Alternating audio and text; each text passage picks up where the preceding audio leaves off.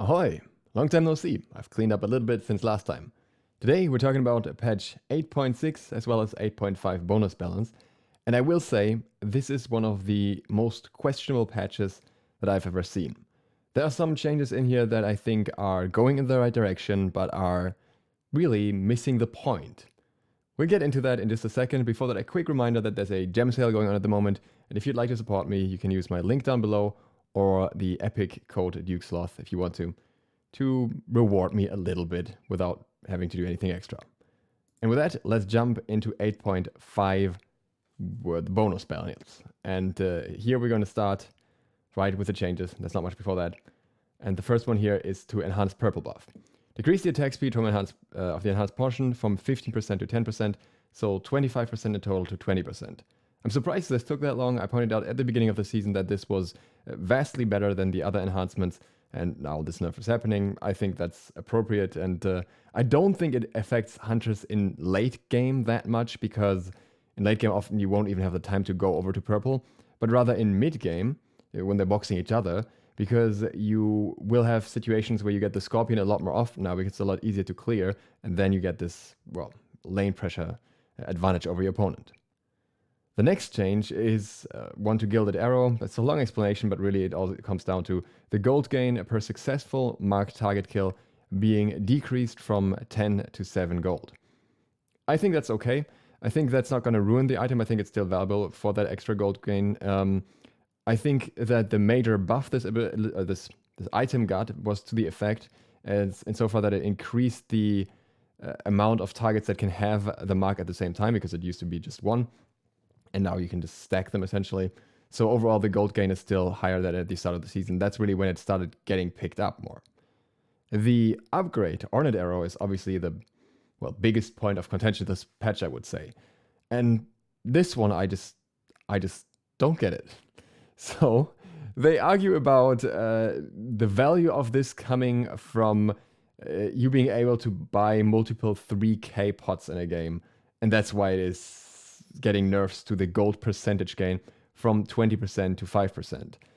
That essentially means that instead of, I think, 1,600 gold, you now need 1,900 gold for the full passive, factoring in the percentage gain increase, instead of the actual 2,000.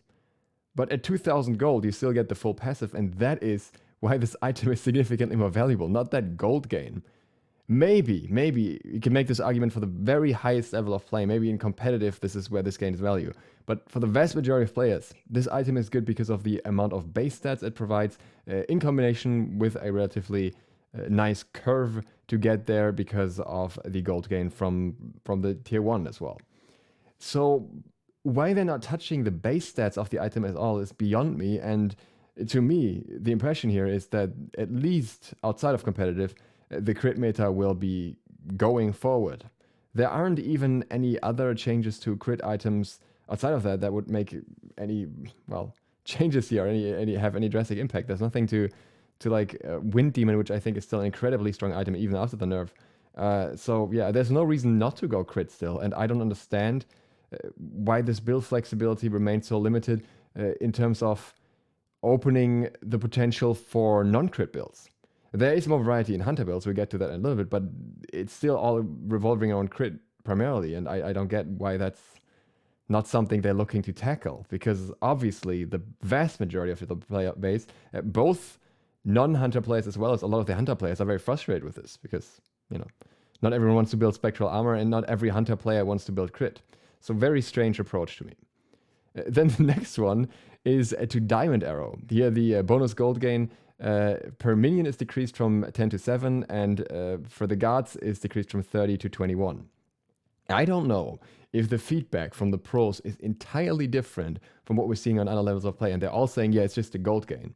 But the prediction from Horus here is that this would be getting a rise in purchase now because the gold gain of Ornate Arrow is decreased, so people are going to build Diamond Arrow instead. The problem with Diamond Arrow is that it's a super snowbally item that has not a lot of base stats and then only really gets you insane stats once it stacks up, and that doesn't even really work because the stat that you're getting massively buffed on is attack speed, and you already have other items with sufficient attack speed at that point, so it doesn't even get you that much, and you probably just overcap anyways. So you have to build around not having too much attack speed and hoping that you snowball with multiple kills. So it's really a really bad design for a hunter item in my opinion, and I don't think that it's suddenly going to be massively picked up for the gold gain. I really don't think that's going to happen. Again, maybe the pro feedback here is entirely different, and maybe they said, yeah, this is, it's all about gold gain, but I can't see it. I really can't. I don't know, it's just beyond me. And then the next change is another one where I'm again like, why? This time, I'm really siding with the hunters here essentially, because they nerfed Executioner, decreasing the attack speed from 25% to 20%. Why? Like, the argument is that it works well in a crit build. Yeah, okay, it works well in pretty much any hunter build because it's designed as an item primarily for basic attacking hunters that want to shred through tanks. And that's okay. I don't see why that's an issue. I understand the competition between this and Dominance, but I don't think it's a bad competition, and I think they both have their perks. Dominance being a little bit more front-loaded damage, and Executioner eventually applying more to abilities if you hit more basics before and applying for your team. So completely uncalled for, in my opinion, and definitely not the item that I would be looking to nerf. And then the next buff is to Atalanta's bow. Increased physical power from 25 to 35.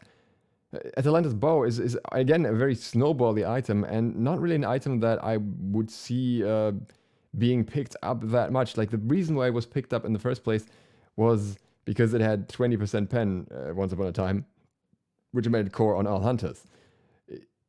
Giving it power again now, yeah, okay, maybe there'll be some niche players that want to pick it up, fragging in ranked with it or something, but it's not going to be an appealing item in a crit meta, and I don't think it's going to shift the meta away from a crit meta when most other items that would go that way are not being looked at. Then we have Arcee. Arcee increased physical power from 20 to 25. Now, this is technically interesting in so far that Arcee will now have 40 power if you factor in the flat pen. Actually, more than 40 power. Flat pen is stronger because it affects your base damage as well. So overall, it provides a lot of power in one way or another. A lot more increased damage output, both to basic attacks and abilities. But I think Arcee would be much better off with having some lower price tag on it. I think it's insanely expensive with 2,550 gold, which is not normally something you can afford earlier in a hunter build at least. And it's a flat pen item, so you want to get it early. So you have to specifically build around it to get Arcee. I talked about a build that you can do for that recently, and that build is gaining a lot of value with the Executioner nerf and the Arcee buff. But it's still going to be ridiculously expensive when it shouldn't be. I think they should be focused much more on price tags when it comes to non-crit items that are meant to compete. Arcee, take away that power that you just added and make Arcee 2,350 gold. And it's a much more interesting and appealing item for a lot of hunters all of a sudden. And maybe it needs some more nerfs then. Maybe it needs another, 5% attack speed off or something. But then the mix of stats is accessible, and that's the big deal, right? That you want to have accessible items in all variations of builds. There is a change later on that plays into that, but so far this looks, again, very weird. And then we have another relatively questionable change, which is Bluestone Pendant. Decreased the HP 5 from 20 to 10.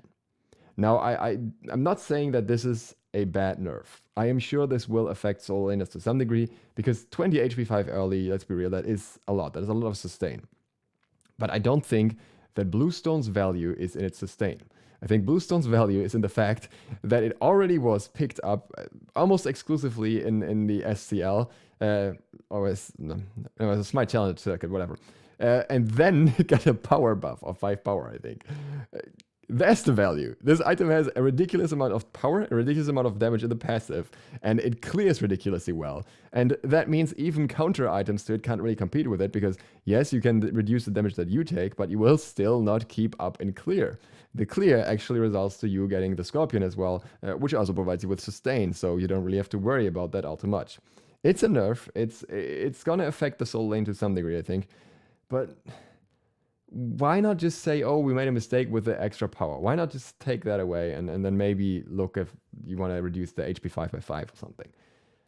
Why not just accept that maybe one approach was a bad idea? It seems like Horus has done this in between for a while. It seems like lately they don't want to revert buffs because effectively it's admittance of having done something wrong, having made a mistake. So we change something else instead, and then it's okay, then it'll balance itself out. And sometimes that's true, but sometimes it's also just take the obvious choice. Just take the thing that made this good in the first place, or is too good in the first place, and just go back on it. I don't think there's any shame in admitting that you're wrong sometimes. That's my conclusion to this, right?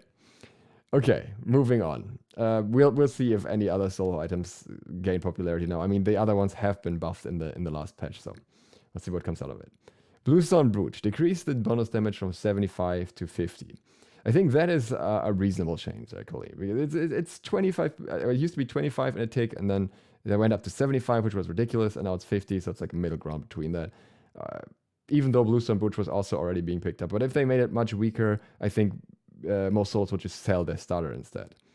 The problem that I see, or like that I think is still present with both of these, is actually more so that guards that have a lot of quick abilities benefit so much more from these items. I talked about this at the start of the season, that having multiple stacks of this item on an enemy refreshes the highest level of stacks. So you're not just getting the tick from a weaker stack, but always the highest level of stacks, which means it adds a lot of extra damage on guards like Arthur. And I still think that is something they should be looking into in order to reduce the potential that some guards have with these items like Tyr or King Arthur over others, rather than, whatever they're doing now. But again, just my perspective, this patch will get better. Don't worry. The beginning is the worst part. I know it's a lot of me complaining about it. It gets better eventually throughout. Reinforced Shoes. Decreased CCR from 20% to 10%. Again, they point out here that the value comes from the early protection spike, right? Because, health and prots, and you get it so easily, it's so cheap that supports even skip starter now. The solos are all going into this after Bluestone, because then they get all the defenses they need. And they say, oh, yeah, we reduced the crowd control reduction because that's what everyone cares about in early levels. It's like, really? The crowd control reduction. I think crowd control reduction is a stupid stat anyways, because it still doesn't affect how the things in the game, but yeah. Anyways, what is more interesting about this particular part is this. While we have future plans for boots in general in the next patch, mid-season, because they said they put a hint in the patch notes, and I think this is it. And I know there's been a lot of discussion about boots in general, if they should even be in the game, if you should get movement speed in other ways, if, I don't know, you could just get the boots pot at any point instead, or there's an extra slot for boots or something. All kinds of crazy ideas, right? And I wonder what this one means. I don't know how crazy this will be. Maybe that's just a smaller overhaul to them. Maybe movement speed as a whole is just getting nerfed or buffed a little bit. I don't know. Probably not buffed. And yeah, we'll find out what's going on in that regard, but they say something will happen at least. Reinforced Greaves getting the same change as Reinforced Truth. We don't need to talk about that. Persephone. I'm not going to say much here because I want to make a Persephone balance video soon, where we look into the stats a little bit behind this. She's getting a nerf to the flowers from Harvest, decreased the bite magical power scaling from 50 to 40%. So I'm assuming this affects pretty much every flower you send out. I think that is a very reasonable change. I think that's a good change. I think most people would agree that is a good change because those flowers ended up being fairly oppressive and adding a lot of damage to her kit overall. Gilgamesh. Yeah, well, that's a long story, right? He's been doing pretty well for a very, very long time. Sanford Scimitar gets another nerf. Slow duration decreased from 2.5 seconds to 2 seconds. I think that's reasonable. It's not a massive nerf, but, just a tiny bit. Take it away so that you can not get chased as hard by him. And Dropkick getting the burst damage scaling decreased from 65% to 55%. And the bonus damage scaling decreased from 25% to 20%. So another 10% off here. Nothing massive anymore. I think he's getting closer to, I wouldn't say a point of balance, but at least not being completely oppressive anymore. Still extremely valued at the moment, like extremely highly banned and ranked. But there's a question of how long that'll be the case, how much that is a perception thing, how much people are countering effectively yet. So over time, we may see some shifts there as well. But I think these nerfs are reasonable to get in there. And again, overall, I was very wrong in my judgment on Gilgamesh, and he turned out way, way better than expected. So yeah, I think the nerfs are, like, once again, very reasonable. Then we have King Arthur, also getting nerfs, just been super dominant with Bluestone. And this is funny because this was kind of was predicted at the beginning of the season. I made a video about this, I think, at the time. And then, ironically, Mannequin Scepter just completely outbullied Bluestone for a while, and King Arthur was not... Oh, right, actually, I placed him pretty high on the tier list with Wraith and Flairboot, and then he got bullied out by all the basic attack solos and didn't do anything for a while until Mannequin got nerfed into Oblivion, and that is when King Arthur came back. And now Steadfast gets the damage mitigation decreased from 1.5% per stack to 1% per stack, meaning 6% to 4% in total. Just taking a little bit less damage, which I guess, you know, it'll do something. On the note of Mannequin, because I mentioned that here, I am incredibly surprised that Horus is not looking to do anything with Mannequin Scepter in this patch, and well, in the bonus balance and the patch. I will talk about this item separately as well, but it's just very, very weird to me at this point, because really it doesn't even feel like a jungle item most of the time. Then we have Heimdall. Heimdall gets multiple changes. The Vigilant decreased Heimdall's critical strikes from 70% bonus damage to 65%. Small damage nerf here, but reasonable, I would say.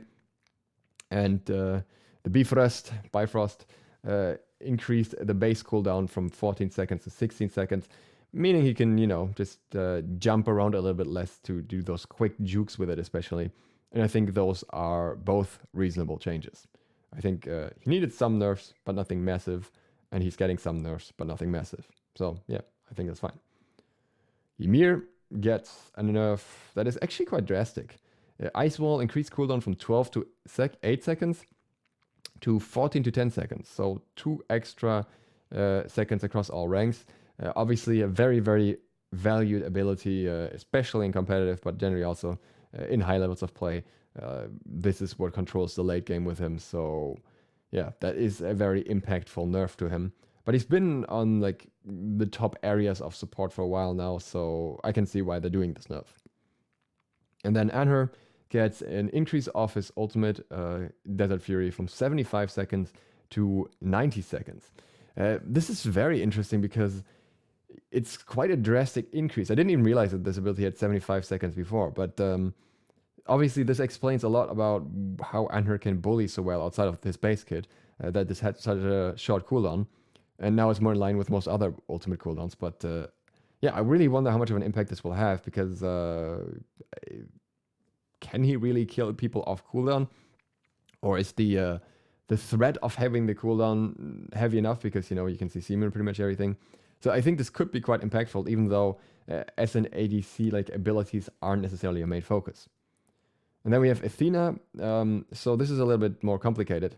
When it comes to reach, they decreased the scaling from 35% to 30%. And the scaling of subsequent hits is decreased from 25% to 20%. Under that, they state, this feature always existed but was not documented. We rewrote the whole description to better describe this, as well as to more clearly describe the damage Reach does as a multiplier on her basic attack damage, rather than a scaling on both her power. This is her bot power. I think this means both her power and magical power from items. Like basic attack power? I don't even know. I don't even know what bot power is supposed to mean here. But anyways, it scales slightly differently. It scales slightly lower. Whatever they're trying to say here. It's a really strange one. And Confound decreased without anything else, but yeah, decreased the base damage from 40 to 160 to 40 to 140. So, well, a little bit of damage chopped off here and there, and that's very reasonable with Athena as well, because she's been doing pretty well for herself in multiple roles. And that brings us to patch 8.6, the second part here. Morgan Le Fay we don't really need to do again, because I have done a very long, detailed video explaining everything about her. I'm just going to link that right there. at the top right. So if you want to check that out, oh, I sent a very long video. It's not even that long. A very detailed video where I describe all the abilities, show them in game while showing the stats. So it should explain all of that very, very well, and this should not be an issue for us that we skip over this, because that video will explain it better than I could do here between all the other stuff that we're doing. And obviously the skins are shown there as well, so we don't need to go through them either. We'll instead go down to, did I just say Morgan? Well, Morgan Le Fay. Let's go down to some of the changes here. Quality of life. You can mute copyrighted music now, which is nice if you are a content creator.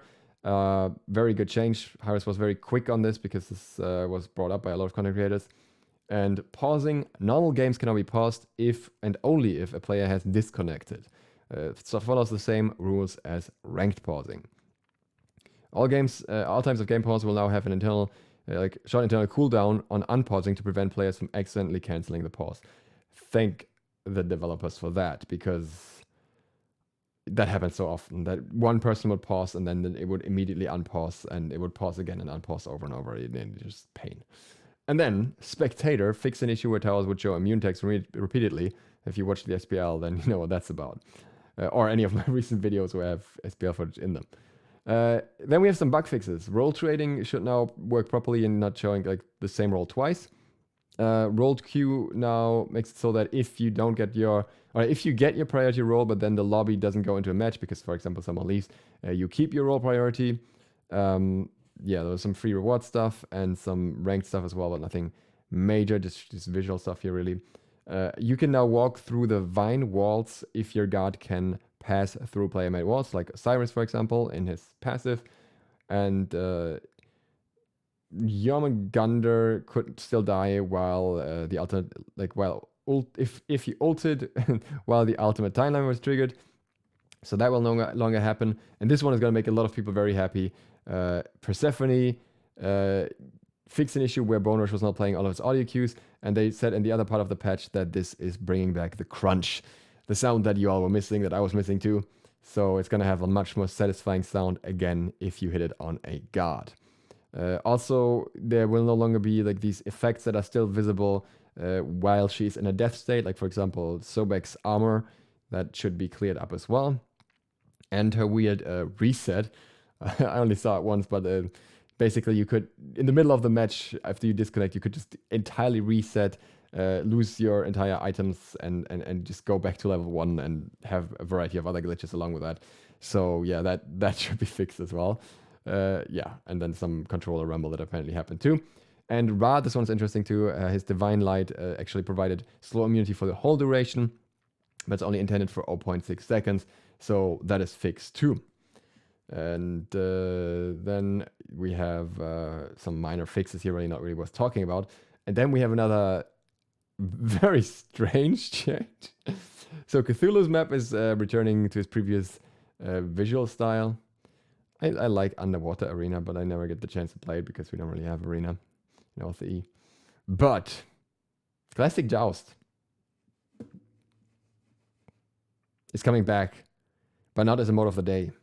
It is coming back as the map for Duel and Joust. And I read this and I was like, who asked for this? So the reasoning that they gave us is basically that no one plays it when it's a mode of the day. And instead, they want to bring it back for a little bit. I guess that's how unhappy they are with the current state of the Joust map. And the buffs will now get the red jungle camp will now enhance at 10 minutes, and gold and XP gains are changed. So the goal effectively is probably going to be less turtling on the phoenixes. So I'll replace that. The XP split the split bonus is increased from 0.0 to 0.5. Both maps, however, are available for custom games, so you can still play the current Joust map in a custom. Yeah, lane minions are now using the same base stats as the Season 7 Joust map, including the rewards and scaling. And their stats and rewards now scale every minute. The jungle camps now have like pre-timers and stuff as well. But the jungle camps get annoying change. So the damage buff is now, well, whatever. Read this if you want to see the details and mana here, whatever. But the speed buff, the only thing that is like really interesting about this map is getting a nerf, because the huge deal with this map was that this is where the speed buff provides movement speed and attack speed. The old, very old speed buff that was still on the map, and then it's like, nah, you just get movement speed, which is really great in a 3v3, you know, where, you know, we have a character that benefits from getting attack speed, a character that benefits from mana, and a character that probably benefits from damage, or can at least use it. Now you can build your tank with movement speed. Same in duel, right? Like, this is why this was Bakasuro's map, because you had attack speed. Nope, you're not getting that. You just get it. You're getting the old map, but you're not getting the old fun back. Very strange. Very strange. And then again, you get the enhanced damage buff camp, and the Phoenix get decreased HP 5 so that you can't turtle the Phoenix nearly as hard. So these games should be over pretty quickly because the map is actually pretty small. Yeah, it's just, all of this is so odd to me. I don't even hate it, I just don't understand it. Maybe it'll be refreshing, maybe people will play it, maybe people have fun. It's just a test. They say they want to like keep it for a while and then see how it goes. And if we like it, we like it. If not, yeah, whatever. Moving on. Benevolence. I told you it would get nerfed. My title was not clickbait. We ruined it. We ruined it, guys. Too many people used it. I wasn't the first, but I was one of them who did it. Fixed an issue where Benevolence could provide a gold per 5 benefit and still be sold for full value. Players will now need to leave the fountain with Benevolence to gain GP 5. Good change. Painful change for cheesy strats, but completely correct and understandable. And then we get another set of those completely out of nowhere weird changes. So apparently they want to make the masks viable now. This is a Gilgamesh. Literally, all of this is a Gilgamesh buff, and that is all it is, and you can't tell me it's anything else. So the first mask had his cost increased from 500 to 700, and increased the HP and mana from 50 to 100. So Gilgamesh can sell it for a little bit more gold. That's the buff. Everything else, like, who cares? Who cares about these stats on Mask? Who cares about Mask? I love Mask, but, like, I don't love the state that the Mask is in right now. The Fighter's Mask gets a little bit more power. 10 power each. Ranga's Mask gets 10 power physical and 20 power magical extra. And then decrease the damage dealt, increase from 20% to 50%. And decrease the damage taken, increase from 20% to 15%. So what's going to happen here? Like, I think if people build it, they build it for the meme, and they build it because they want to have that extra damage increase. Take that away and give it 10 power. Is that worth it? Probably not, because damage increase also affects the base damage. And, you know, the few characters that would build this, like, meme-ish, like Kabrakan or Achilles or something, they just benefit from it less, I would say. Like, there are very few situations that I could think of where they would want it more in this state, because if you're going Rangdas, you really don't care about getting blown up. You going in, you killing someone, and then maybe you survive. Yeah, so weird, very weird. And then we have Protector's Mask, increased health from 50 to 100, sure, whatever. And Lono's Mask gets a similar shift. It gets 50 extra health, and then the damage taken decrease is reduced from 20 to 15%. The damage dealt decrease is reduced from 20 to 15%, and the healing decrease is reduced from 20 to 15%. This is a little bit more of a positive shift because it affects both the damage dealt and the healing done. So it kind of offsets the damage taken decrease a little bit more. I think it's kind of like you're getting a little bit more out of it. But if that's enough for anyone to actually pick it up, I don't know. It's just, because you still get some more survivability. So these items are so odd. I think masks are fun, they're good memes, but like as serious items that they try to balance now, I don't know. Next one is interesting. Transcendence. Decreased cost from 2,600 to 2,450. And this one, I think, is the most drastic hunter meta shift that we might be seeing. Because a big factor of why Transcendence is like just not valuable enough is the price tag. I know that Angel is definitely gonna love this one. And now it actually competes more with other options. Now it actually is like somewhat closer to dominance as well, I would say. Even though I probably still prefer dominance in many situations. And yeah, then in combination with the artsy buff, there is something coming together here. The thing is, for me, it would still result in a crit build anyways. I wouldn't go into a power build after that. I just, you know, throw Transcendence on them, throw an RC on them, and then go my usual crit route, and then I get them some more percentage pen late game. So yeah, I think it's an interesting buff. I think it's a good buff, a reasonable buff. It's just may not achieve what they are intending to achieve. We'll find out. Death Toll, increased magical power from 25 to 30. That on its own was just like, yeah, that's not going to do much. But there is something coming along with that, which is Emerald Ring, now providing 5% attack speed. And they actually say they want to make it so that, you know, you can build Death Toll and Emerald Ring and get just a little bit more sustain at the start of the game along with some more power. And they could be interesting, but at the same time, the Mage ADCs are still competing with crit.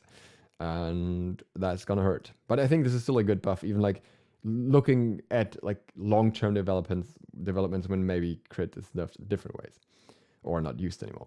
And then we have Enchanted Ring, increase the attack speed from 10% to 15%. Again, another additional increase here that helps a lot with Death Toll as well.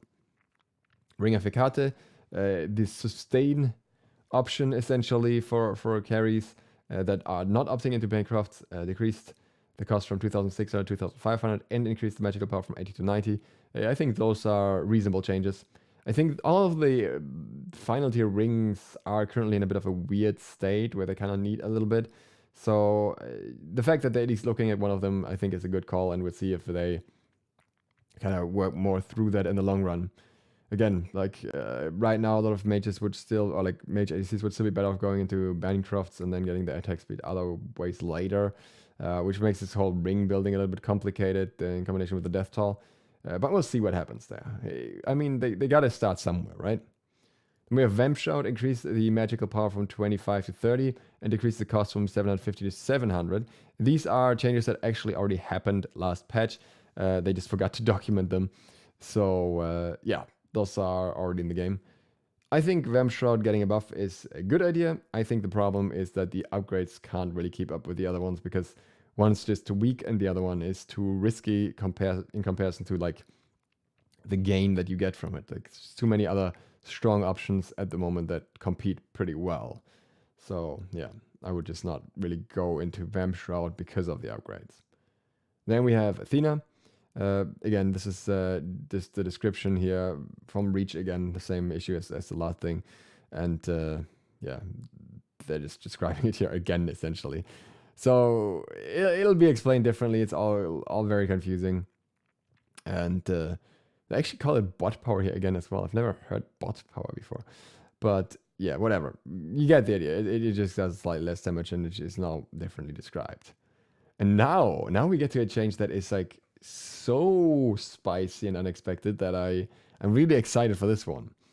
So Apuash, because he is like low mobility and relies on zoning and slowing and crowd control, gets the Bruiser Mage base stat. So the same that we're seeing on Mage ADCs or Mage carries, or now more recently on Morgan Le Fay.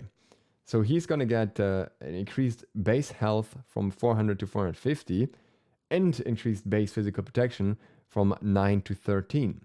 This is, of course, not just interesting for Apuash in mid, but also for Apuash in solo. We will have to see how oppressive Bluestone in solo still is, if he has any room to get in there. But maybe this is like a space where something like Vamp Shroud could actually be more potent, more interesting with that buff. So yeah, I'm very, very excited about these changes because along with that, he also gets the cooldown of Empty the Crypts reduced from 100 seconds to 90 seconds. I really like that. I think those are really interesting changes for a, well, very, very rarely used card, I would say. So I'm looking forward to what happens with Aposh based on this. It would be hilarious if he once again started dominating the meta. Like he used to once upon a time when he just was too survivable heavy. Too survival heavy. Then we have Artemis. Suppress the insolent, increase the base damage from 80 to 280 to 90 to 290. This is such a weird caption. Artemis haters will now have to face a stronger early game. Suppress the insolent. Where's this coming from? Where's this? Who wrote this? Who was so mad? Who are these Artemis haters out there? I've never seen an Artemis hater. I've seen a lot of people not care about Artemis because she's just usually not played that much and pretty easy to like gank and stuff, but the Artemis haters are coming out. I feel like this is like, maybe this is some SVL reference because she was, I think Panda player there. Maybe it's in reference to that. But well, anyways, small buff, probably might have an impact though, because I know this number to this number is what's giving me nightmares from Apollo. Like these small changes can have pretty big impact when it comes to clear with hunters and resulting lane pressure. But I don't know if that will be the case for Artemis because the clear is a little bit different from Apollo's. The next change is huge in my opinion. Horus gets a buff to Fracture, again, after he already got other buffs recently, increasing the dash range from 35 units to 40 units. This may not sound like much, but considering the follow-up that Horus has of this ability, between, you know, the CC that comes from the ability, Protection Shred, and then the one after it, this is this whole combo. And if this combo is easier to hit, or you're able to hit it at a further range, that can have a lot of impact. And I very often found myself just stopping right before the enemy is Horus, and then, you know, you just have to use your one to CC them somewhat at least. But I think this will feel a lot more natural and make him a lot stronger in many situations. So I am really looking forward to see what Horus can do with this buff. I'm really, really interested in that. And Ho Yi gets a buff to Ricochet. That's also really interesting in my opinion. Increasing the base damage from 75 to 255 to 85 to 265. The later ranks I don't really care much about. But the first rank obviously means that his Ricochet damage on the first camps is significantly higher. And that should result in much better clear. And obviously also his lane pressure after that should be better. So I'm really curious to see what comes out of that. Because overall, again, that should have a lot of impact. These 10 base damage on a line ability hunter often can have a big impact. Even though it's not quite 90 in this case. Izanami. Fade away, decrease cooldown from 20 to 16 seconds to 17 to 15 seconds. Also, absolutely huge buff. Izanami actually, statistically at least, doing pretty well. Well, not in competitive, but in ranked. So, very surprising they're going for such a huge buff here. Obviously, it has a ridiculously long cooldown, no doubt about that. Especially with like being relatively easy to get her out of compared to most other escapes. But still, very, very drastic approach here. Then we have Kumbhakana. Throwback, increased base damage on initial hit from 70 to 350 to 90 to 350. So 20 base damage on the first rank. That is gonna hurt and clear very well. And Groggy Strike, on the other hand, gets a base damage increase from 90 to 290 to 90 to 310. So 20 on the highest rank. That obviously has less of an impact than the other way around, but will still mean that overall he gets a lot more damage going from himself. But then Kumba also hasn't been present for quite a while, so I think some buffs are reasonable. I don't know if it has to be damage though. Mercury gets a buff to Made You Look, increasing the base damage from 70 to 210 to 80 to 220, so that he can keep up a little bit better in clear with other junglers. The jungle meta is developing in really weird ways at the moment. So yeah, I'm not quite sure where they'll go with this and if I like this approach, but I also don't think it's bad. So I think Mercury needed something at least. And I'm not sure if it was this, but it'll work out. And it'll not break him in late game or something. So I think it's okay. And then we have Merlin once again. Dragonfire once again. Dragonfire will now go on cooldown immediately instead of waiting until the end of the ability's effects. This effectively buffs the cooldown by 3 seconds at all ranks. Increase the cooldown on Dragonfire from 16 to 12 to 18 to 14 seconds. Combined with his nerf, this is a 1 second cooldown decrease. 1 second's cooldown decrease buff at all ranks. So if you're thinking like, why is this like, what's the benefit of changing it this way? And that's in cooldown reduction, especially in cooldown reduction effects like Spear of Desolation, because then if you get the reduction, it's applied to the ability in the first place. Whereas if you use the ability to kill someone with it, for example, but the ability was still going off, then it wouldn't benefit from the cooldown reduction from Spear of Desolation's passive. So yeah, it'll just proc a little better that way. And it's funny to me that they're making Merlin work better with cooldown reduction when he's already a very strong card with cooldown reduction. But I guess they nerfed the other part, the old part of Spear of Desolation recently, if I recall correctly. So maybe it's kind of to offset that a little bit and then balance it out somewhat. Ram is the final hunter we bring up. Ram saw heavy success for a long time. Blah, blah, blah, blah. Rolling Assault increased scaling on the bonus damage shot from 25% to 30%. Yep, fair enough, 5% doesn't really make much of a difference. And Astral Barrage increased the base damage from 180 to 520 to 180 to 540. So late game snipes will hurt more. I think that's fine. I mean, I like that because I like playing Ram and sniping. It's one of the few ADCs I really enjoy. But yeah, I think it's not necessarily going to target like his struggles. But then again, I also don't think he needs ridiculous buffs anyway. So yeah, I'm happy with these. I think I like these overall. And then we have Vulcan. Magma Bomb increased base damage from 70 to 270 to 80 to 280. Considering the size of that ability, I think that is actually a pretty reasonable buff. Vulcan hasn't really seen much love lately. And that is it. We are at the end of these very long changes. It's quite a lot to go through here. And I have no idea how I'm going to do the quick summary of that. So yeah, if you enjoyed this and you use the channel, then feel free to hit the sub button and maybe the bell so you get notified of other upcoming videos. As usual, I will not do the full outro in this because it's a one take. And yeah, at this point, I thank you all very much for watching. I hope you enjoyed this, and I hope to see you for the next one soon. I have a lot of items and things still to talk about from the last patch before we go into this one. A lot of interesting stuff going on, and as well, there's Morgan Le Fay, of course, towards the weekend, so we'll look into that. Geek Sloth, out.